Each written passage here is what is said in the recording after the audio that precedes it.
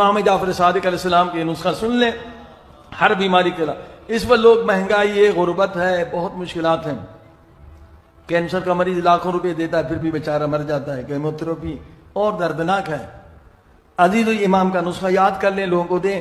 کتنے لوگوں نے شفا پائی ہے کینسر سے اس نسخے سے بغیر دوائی کے۔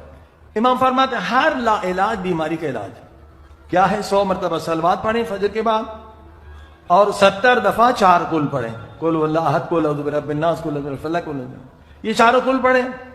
قل یا الکافرون، البتہ قل یا الکافرون پڑھیں یا نہ پڑھیں آپ کی مرضی، میں 3 قل ضروری ہیں، اور آیت الکرسی پڑھیں، آخر میں پھر 100 مرتبہ صلوات۔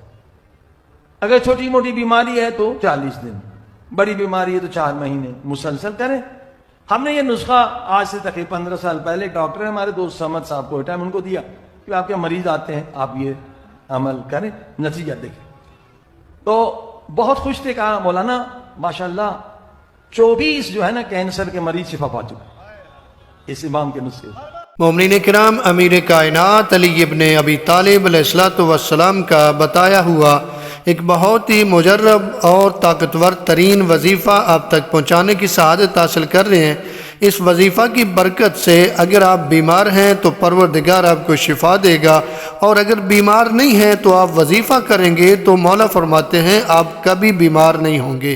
بڑا آسان وظیفہ ہے، ایک آسان سی دعا ہے جو مولا متقیان نے بتائی ہے، اور اس کی کتنی برکات ہیں کہ اگر آپ بیمار نہیں ہیں تو بیمار ہوں گے نہیں، اور اگر بیمار ہیں تو پروردگار آپ کو شفا عطا فرمائے گا۔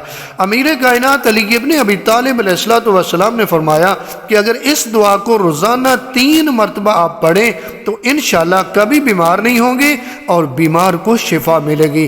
دعا کون سی ہے؟ آپ دیکھ رہے ہیں، بسم اللہ الرحمن الرحیم، اللہ قدیم ازلی یزیل العلل وہو قائم ازلی بالازلیت لم یزل ولا یزال برحمتک یا ارحم الراحمین۔ دیکھیں کتنی آسان دعا ہے، 2 لائنوں کی دعا ہے۔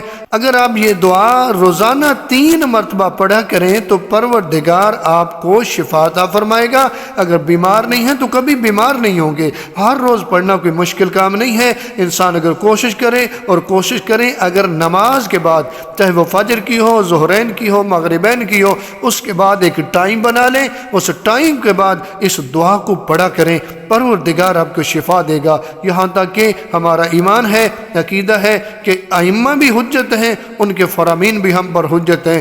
اگر اس ایمان سے آپ اس دعا کو پڑھیں گے تو پروردگار آپ کو شفا عطا فرمائے گا، یہاں تک کہ لا علاج مرض جو ہے وہ بھی جاتی رہے گی۔